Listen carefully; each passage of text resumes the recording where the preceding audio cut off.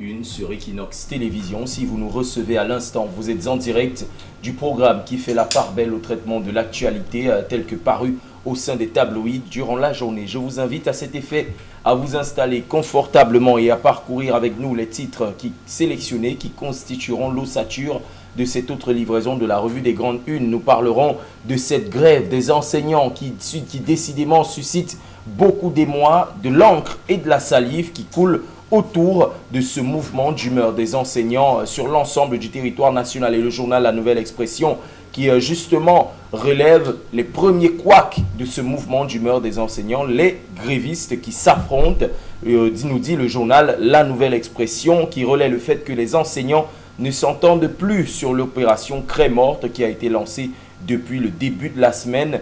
Après la réunion que ces derniers ont eue avec le gouvernement, certains grévistes ont été, nous révèle le journal La Nouvelle Expression, démobilisés. Le journal Émergence, lui aussi, parle d'une grève en demi-teinte de ces enseignants, du corps enseignant, nous dit le journal Émergence, qui laisse entrevoir la piste d'une tentative de balkanisation, de fragilisation justement par le gouvernement de ce mouvement qui sans doute aurait dû être unanime des enseignants sur le territoire national. Le Messager, en son pied de une, en parle comme d'une grève à géométrie variable. Depuis quelques jours, les enseignants ont du mal à s'accorder même sur ce mouvement de grève-là. D'aucuns proposeraient de continuer les enseignements et en même temps, en parallèle, de continuer les négociations avec le gouvernement quand certains préconisent la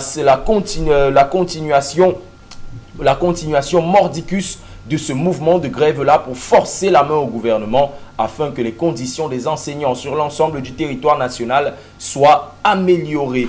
Comment en est-on arrivé là? Se dirige-t-on vers une fragmentation du mouvement de grève et donc d'une sorte d'enterrement des désirata des enseignants sur l'ensemble du territoire? Nous essaierons d'en savoir un peu plus au cours de cette édition de la revue des grandes unes. L'épervier, l'opération Épervier, aurait-il enfin trouvé sa première victime? C'est ce que semble nous dire le Messager de ce matin en révélant que Freeze Tonnet serait aux portes de l'enfer. C'est une question que se pose le Messager de ce matin qui relaie le fait à travers un message porté provenant du secrétariat d'État à la Défense que justement l'ancien délégué du gouvernement auprès de la communauté urbaine de Douala est interdit de quitter le territoire national. Pourquoi est-ce qu'on en arrive là aujourd'hui, alors que cela fait plusieurs années que cet homme a été entendu auprès du tribunal criminel spécial? De nouvelles révélations auraient-elles été faites sur le dossier Ntonnet? Nous essaierons d'en savoir un peu plus au cours de cette édition de la revue des grandes unes. Et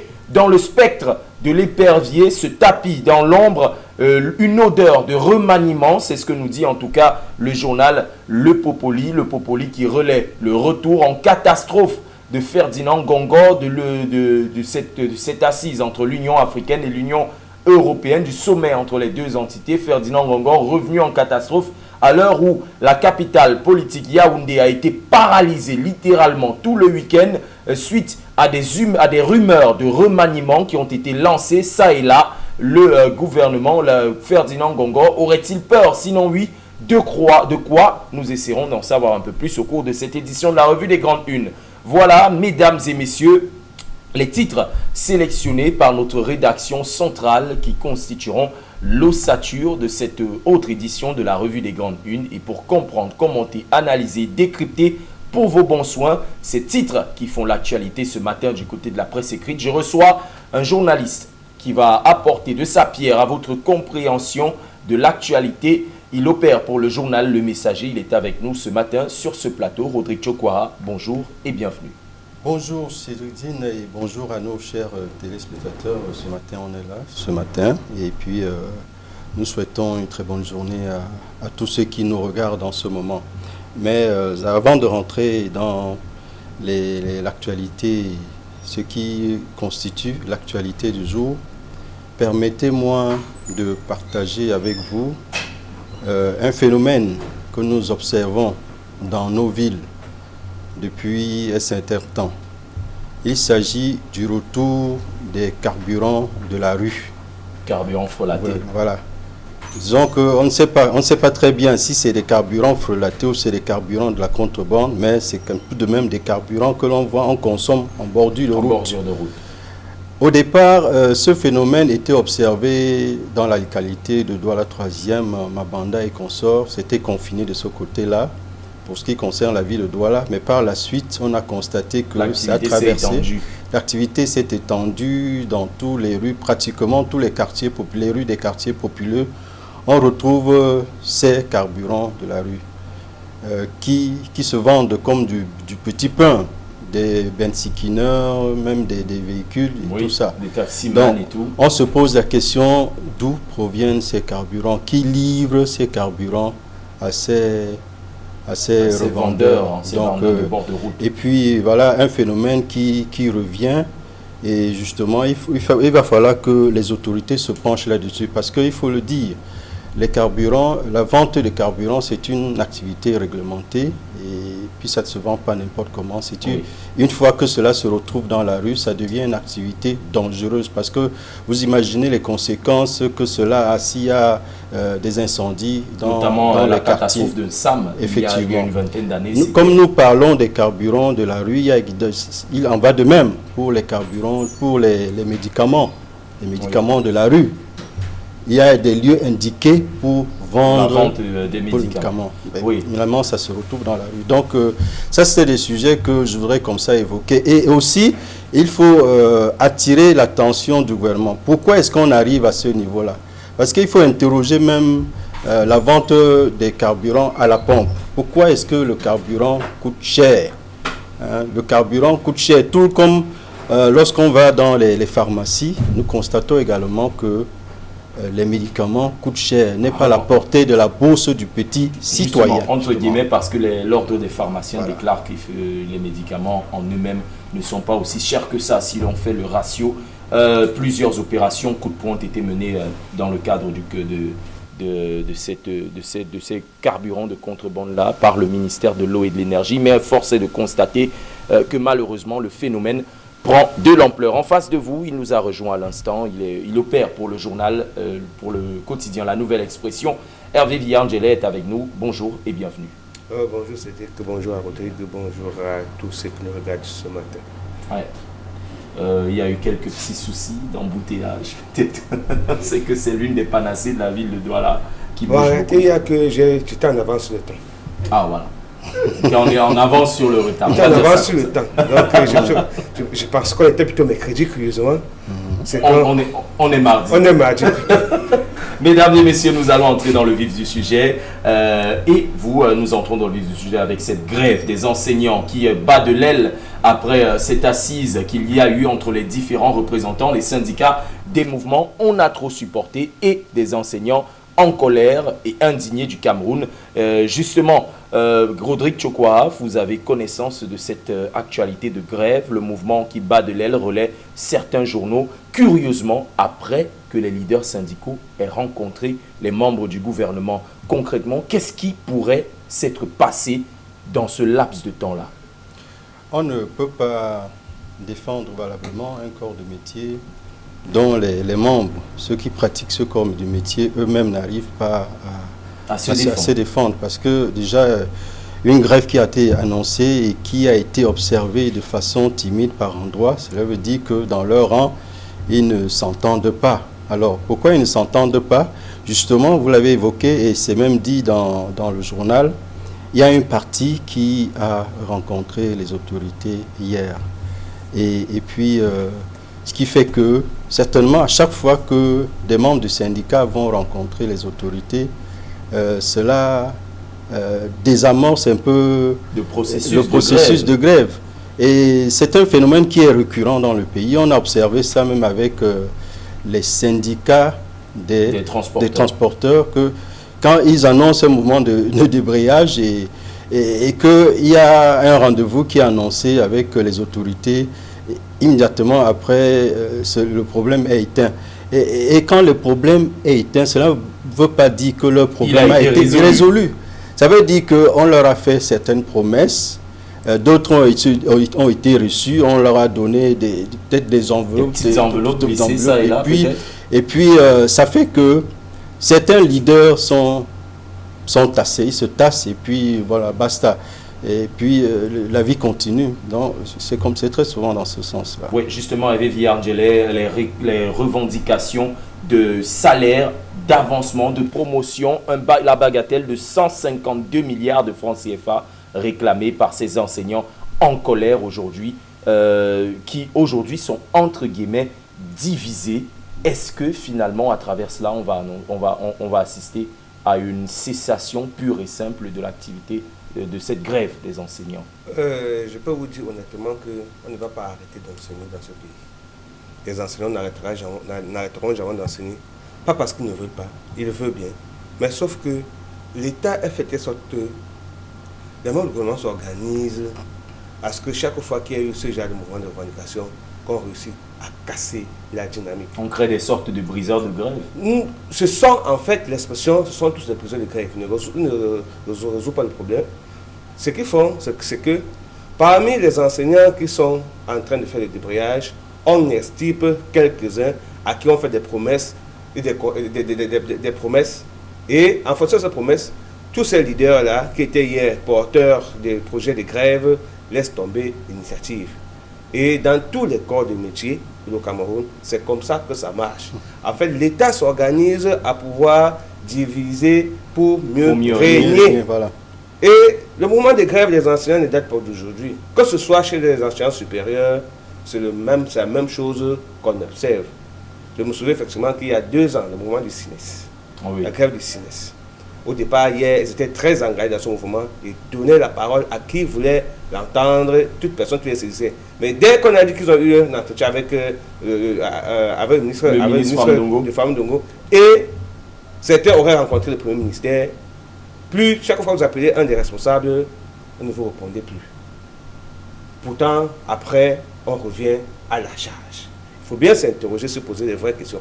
Qu'est-ce qui se passe et qu'est-ce qui ne marche pas? Ça veut dire qu'eux-mêmes, ils ne sont pas sérieux. Ou du moins, les causes hier qui semblent être les causes portées à la base, dès qu'on arrive aux ceux qui les porteurs de la cause, dès qu'ils ont satisfaction et promesses de nomination et autres, ils oublient ceux qui sont à la base. Exactement. C'est pourquoi on a l'impression que c'est la rebelote. Ça dit que chaque année, c'est le même mouvement qui recommence et on n'a curieusement et malheureusement pas de solution. Vous avez constaté que les porteurs d'initiative hier, les leaders hier, ont chacun soit obtenu ce qu'ils revendiquaient, mais de manière personnelle, de manière individuelle, ou bien ils ont eu des mutations ou des promotions, des promesses qui sont faites pour casser la dynamique qui est portée depuis la base. Et ce n'est pas le seul corps de métier. Rodrigue mentionnait ici le mouvement des transporteurs. On a annoncé ici que les transporteurs, ceux qui font le corridor Douala Bangui et autres, avaient annoncé qu'ils déposaient les camions et que ça devait paralyser le trafic et non le transport des marchandises sur le plan international. Vous comprenez donc que c'était un gros mouvement pour amener, n'est-ce pas, l'État du Cameroun et les autres à pouvoir prendre des mesures sur les taxes que prélèvent, sur les différents frais que ces transporteurs payaient à tous les postes de contrôle et qu'ils estimaient très exorbitants. Très élevés. Et on ne voyait pas trop où ça allait parce que l'état de la route... Exactement, parce que l'état de la route reste piteux et les gars estimaient qu'ils étaient en insécurité. Vous imaginez ce qui s'est passé? C'est la même chose qui se produit. Donc ce n'est pas surprenant que cette grève arrive à ce niveau. Et je suis certain que ça va s'estomper.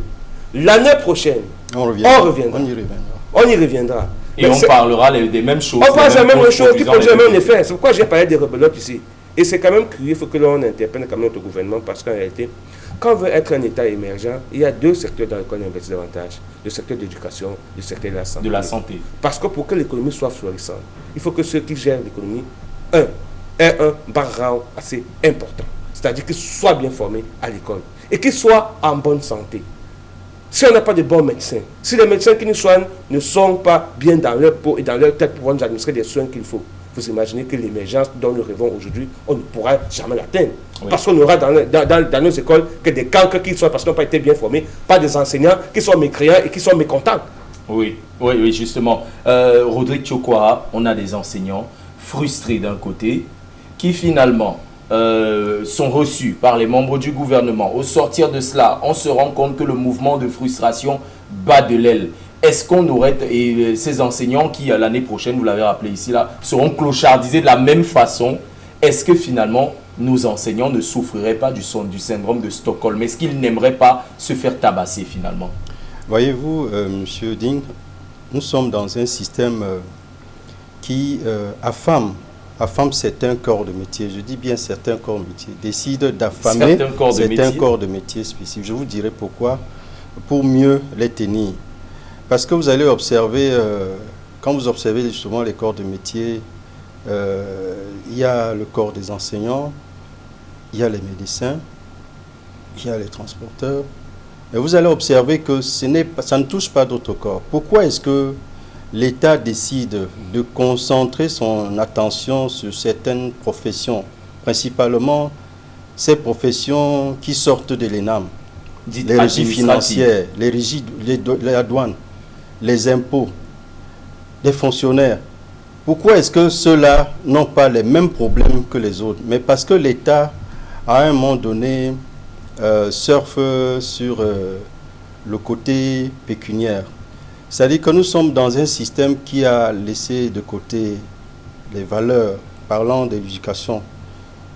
On a laissé les valeurs de transmission, les valeurs du savoir. Les valeurs du savoir. Et vous voyez par exemple dans le système, à l'école de nos jours, les élèves n'arrivent plus à respecter les enseignants. On se souvient à notre époque, quand un enseignant entrait, on se levait. C'est un corps de métier qui avait de la valeur à une certaine époque. Mais de nos jours, pourquoi est-ce que l'État décide de clochardiser certains corps de métier? Justement parce que c'est là où est basé son système. Et je pense que c'est vraiment dommage. Ouais, justement, ce mouvement de grève qui bat de plus en plus de l'aile nous révèle certains journaux à la faveur de l'entretien qu'il y a eu entre les leaders syndicaux et les membres du gouvernement afférés à ces secteurs de l'éducation en particulier. Se dirige-t-on vers la fin du mouvement de grève? Les enseignants vont-ils comme baisser les bras ou alors jeter la batte pour finalement se contenter du bout de pain tendu par le gouvernement? Les jours prochains, nous en dirons un peu plus sur cette actualité. Nous parlons de cette opération Épervier. L'opération Épervier aurait-elle finalement trouvé sa première victime?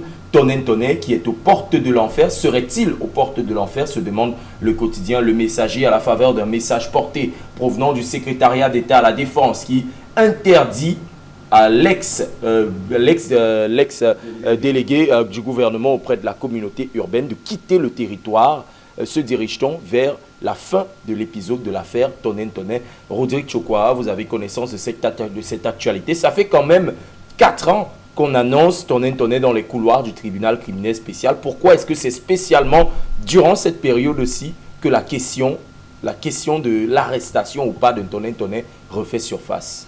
Et justement, c'est que le dossier d'enquête, vous avez annoncé, vous avez dit, c'est depuis 4 ans que cette affaire, il était plusieurs fois convoqué au TC7. Le dossier serait donc clos et que peut-être que c'est vers déjà la porte de sortie. Alors le Messager a tablé là-dessus. Le Messager n'affirme pas. Le Messager s'interroge. Il y a un point d'interrogation. Sylvain l'enfer. Et le Messager s'est basé sur le document que vous avez évoqué, c'est-à-dire ce message radio porté qui a été publié par le secrétariat d'État à la Défense. Et M. Tonen Tonet, il n'est pas seul parmi les personnes qui sont interdites de sortir du territoire. Il y a, quand vous lisez le document, il y a d'autres noms qui figurent. Et ces noms sont pour la plupart ses proches collaborateurs avec qui il a travaillé dans le cadre du projet de la Société métropolitaine d'investissement de la ville de Douala. Donc voilà le projet. Et on suppose qu'il y a bien d'autres projets et que Monsieur Tonen, je pense qu'à l'heure actuelle, on ne peut pas dire que tout est déjà fini pour lui. Je pense que même quand il n'est pas encore convoqué, il est juste interdit de sortir du territoire.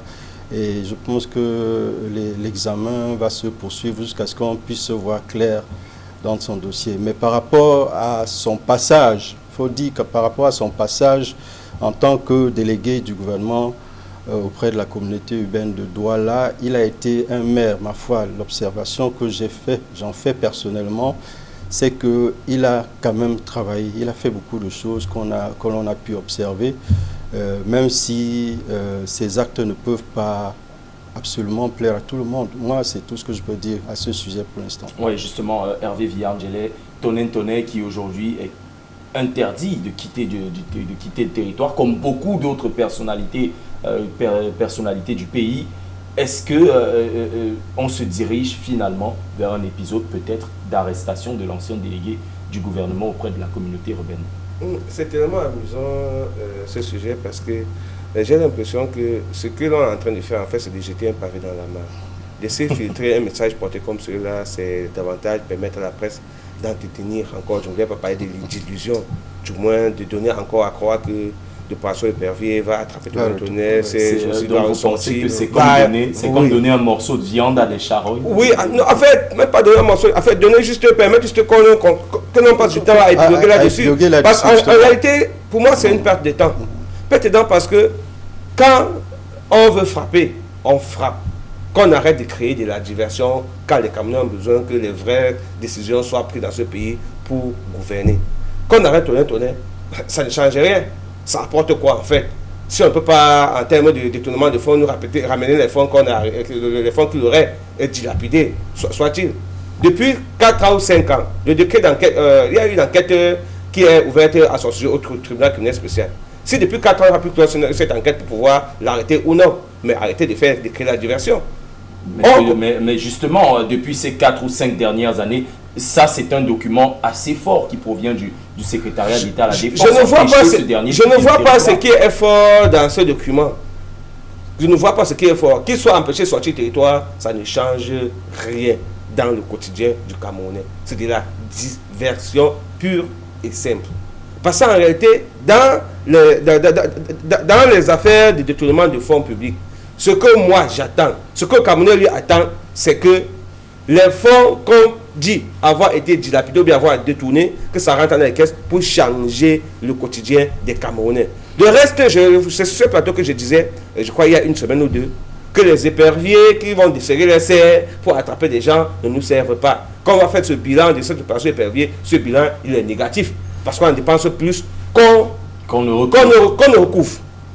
Et à quoi même ça sert de mettre des gens en prison? Parce que même le peu qu'on a recouvré, on va encore dépenser pour les prendre en charge. C'est pourquoi je pensais même qu'il faudrait instaurer une autre politique des travaux forcés. Ce sont des hommes, oui bien sûr, des travaux d'intérêt public. Tenez un médecin, il est gestionnaire. Ça dit qu'on peut l'exploiter à d'autres fins. En ce moment, il est président du conseil d'administration. De Camerco, si je ne me trompe pas. Non, c'est pas Camerco. Autorité portuaire. Oui, autorité portuaire. Ça veut dire qu'on saurait l'exploiter au cas où il s'avérait qu'il soit coupable des faits d'accusation qui lui sont reprochés. Jusqu'à présent, l'information judiciaire ouverte n'est pas close. Qu'il soit sorti du territoire, normalement, si l'information judiciaire était close, on aurait tout simplement fait une plainte en bonne. On aurait convoqué. Jusqu'à présent, il n'est pas convoqué. Il va à ses occupations de manière tranquille. On ne lui a encore rien enlevé. Dire qu'il ne soit pas du territoire, c'est simplement pour qu'on puisse mener une étude ou des mesures préventives. Et en réalité, en fait, c'est effectivement, comme Hervé le dit, si clairement, on est là dans une crainte, c'est-à-dire qu'on aurait jeté comme ça un document, un pavé dans la mare pour agiter, pour faire dans la législation. Et puis entretenir la galerie. Vous pensez que parce qu'on ne voit pas, à la fin, on se demande justement quel est l'intérêt de jeter comme ça un tel document sur la place publique, alors qu'il faut passer à l'acte. Parce que quand on veut poser un acte, est-ce que surtout un acte aussi délicat, l'arrestation d'une haute personnalité comme ça, le mettre à la vindicte populaire, ce n'est pas donc vous estimez que c'était un coup calculé peut-être des autorités pour donner quelque chose à... Quand j'apprécie le mode de fonctionnement d'un État comme le Cameroun que j'observe depuis des années, je pense que c'est bien calculé pour distraire les gens. L'État est un monstre froid. Et quand il veut agir, il agit. Il n'a pas le temps de vous distraire. Sauf si on voudrait du moins, permettre, comme je disais, non seulement qu'on épilogue là-dessus, ou du moins permettre à Antoine Tonnerre de juger, parce que dans ce pays, généralement, ceux qui font les choses de la mauvaise des manières ont toujours des promotions. Maintenant, c'est un test de popularité qu'on lance, oui. C'est une forme de test de popularité qu'on lance. L'opinion camerounaise est prise à témoin pour voir si on fait une promotion à ce monsieur, qu'est-ce que ça peut donner? Est-ce que ça peut créer de l'agitation? Pour moi, en réalité, sur le plan communicationnel, je ne vois pas l'intérêt, sinon c'est de faire un test de Jima, un sondage d'opinion à ce sujet. Parce que vous vous souvenez que chaque fois que l'opinion publique s'est soulevée pour dénoncer des faits contre des personnalités qui auraient... Il y a eu rétropédalage. Rétropédalage, pas forcément. En dehors du cas des dénonciations au sud. Concernant le fameux rideau. Exactement. Mais les autres, vous voyez que des gens sont passés à ministre d'État. Vous voyez un peu. Donc, vous voyez que c'est plutôt la promotion. Et pour nous, c'est de la distraction pure et simple. Ouais, quand le panier des aménageurs est vide, quand les Camerounais ne peuvent plus manger à leur faim, quand le coût de vie... Vraiment, je ne vois pas l'intérêt. Il n'y a qu'un État pas du tout sérieux qui peut, comme ça, se mettre à jouer avec ce genre de dossier. Parce que quand un État sérieux va agir, il passe à l'acte. Et puis, en plus, à quoi cela sert de tester un peu ce genre de choses lorsqu'on sait que ça rapporte quoi, effectivement, au lieu de passer à l'acte. S'il est établi qu'il est coupable de quoi que ce soit, on le traduit en justice. Autre chose. Vous pensez qu'en jetant ce genre d'informations, sauf si on veut demander à toi, comme tu vois là, il faut disparaître. Ça dit qu'on a l'impression qu'il y a une forme de clanisme au niveau de l'appareil de l'État. Il y a des pros et il y a des anti. Et donc, ce sont les anti qui estiment que, ok, bon, pour les nuits, il faudrait qu'on jette ces informations. Vous voyez donc que ce n'est pas du tout sain. Ce n'est pas du tout sain, même pas au nom de la justice. Donc, il faudrait tout simplement que ceux-là qui gèrent notre pays puissent prendre les décisions qu'il faut quand il faut pour permettre que les affaires de la République avancent de manière normale. Auquel cas, on sera sur ce plateau en train de parler de distraction. Ce n'est qu'une distraction. Et la preuve, nous sommes tombés dans les mains du filet. Ouais, justement, une autre déviation de cette affaire, Tonnerre. Ce document serait-il un produit juteux ou alors une façon de sonder l'opinion camerounaise? Nous en saurons plus les prochains jours. Nous entrons dans la dernière thématique de cette émission. Il y aurait comme une odeur de remaniement au sein du Sérail. Vous l'avez sûrement observé, messieurs, le Popoli en parle. Avec le retour quasi précipité de Ferdinand Gongo du sommet UE-UA, Union africaine, Union européenne, et justement la capitale Yaoundé qui a été paralysée pendant presque un week-end entier parce qu'on annonçait un potentiel remaniement. Justement, la grande peur de Gongo, c'est le Popoli qui en parle. Est-ce que le retour précipité, entre guillemets, du secrétaire d'État à la présidence de la République laisse entrevoir comme une odeur de remaniement au sein du Sérail? Décidément, dans ce pays du Cameroun, on ne vit que du fait divers et de spéculation. C'est depuis samedi dernier que la nouvelle de remaniement a agité la République. Sauf que quand vous connaissez le président de la République depuis 40 ans au moins, vous savez que lui ne fonctionne pas comme ça. Le temps de Dieu n'est pas le temps des hommes. En fait, le temps du chef de l'État n'est pas le temps des hommes. C'est depuis 2019. Ou moins, 2016 pour être exact. On annonce un remaniement. Des listes ont été publiées. En 2010, on avait publié des listes avec des noms et des postes clés. Mais ça n'a rien donné. Vous pensez que c'est maintenant qu'on va faire un remaniement? Je ne pense pas. Je ne pense pas. C'est tout simplement de l'agitation encore. C'est pour faire bouger, pour voir comment les Camerounais vont se comporter. Je ne suis pas certain qu'il y aurait une nomination. Bon, dans tous les cas, je ne suis pas Dieu. S'il y a une nomination, aux 17h, ça tombe comme tout le monde. Donc, c'est certainement pour faire peur à tous ceux-là qui... Vous savez que c'est une vaste opération qui permet à certains de s'enrichir. On nous a dit qu'on a vu des ministres passer des nuits blanches chez les sorciers. Je pense que c'est des messes noires. C'est l'occasion pour ceux-là également, quand on jette ce genre de choses, ceux-là qu'on considère généralement pour pouvoir conserver les postes, ils se frottent les mains. Ils s'enrichissent. Et ce ne sont que des bonnes guerres. Et c'est très amusant et je pense que la République du Cameroun doit être sérieuse. Les remaniements, il n'y a pas de remaniement vraiment. C'est le moins qu'on puisse dire. On doit nommer des personnes, qu'on les nomme et que la République avance. Mais à l'état actuel, pour bien pas faire un remaniement. Oui, justement, pour sortir Rodrigue Tchokwa, fin de la CAN, avec notamment tout ce qui a été dit retour précipité du SGPR, sortie de conclave du président de la République. Est-ce que les feux, les signaux ne sont peut-être pas tous au vert pour mais tout cela a été annoncé après la CAM, l'opération Épervier, le remaniement. Malheureusement, on se rend compte que, et je vous l'avais dit ici pendant que se déroulait la CAM, que je restais sceptique lorsqu'on observe la façon que fonctionne le président Paul Biya. Et puis on va se dire à la fin, vous comprenez que il n'est pas facile pour lui de bouger les lignes, vu le statut, l'âge qu'il représente en ce moment, parce que, voyez-vous, il ne maîtrise plus grand-chose dans son entourage. Ce qui fait que pour essayer même de bouger les lignes, il faut qu'il ait une certaine maîtrise de tout ce qui se passe autour de lui. De son appareil autour de lui. Vous pensez que son âge pourrait être peut-être un facteur du retard sur le remaniement? Alors, si les choses sont tellement délicates que lorsqu'on sent qu'on est en fin de règne, il est difficile vraiment de bouger les lignes. Et puis, voyez-vous, est-ce qu'un roi, je vais terminer par là, est-ce qu'un roi bouge son gouvernement aussi facilement comme ça? Oui, justement, nous sommes comme dans un jeu d'échecs. Est-ce que le champion peut bouger ses pions de la façon qui lui plaît à n'importe quel moment? La question est posée. Mesdames et messieurs, nous sommes arrivés à la fin de cette édition de la Revue des Grandes Unes. Merci d'avoir été des nôtres et merci de continuer à rester fidèles à l'actualité telle que décryptée au sein de la Revue des Grandes Unes. Faites un tour du côté des kiosques pour vous enquérir de plus en plus d'informations. Les programmes, eux, se poursuivent sur Equinox Télévision. Dans quelques minutes, vous avez rendez-vous avec Michel Gachou et toute sa team pour 10-12 Zénith. Nous, on vous dit à demain.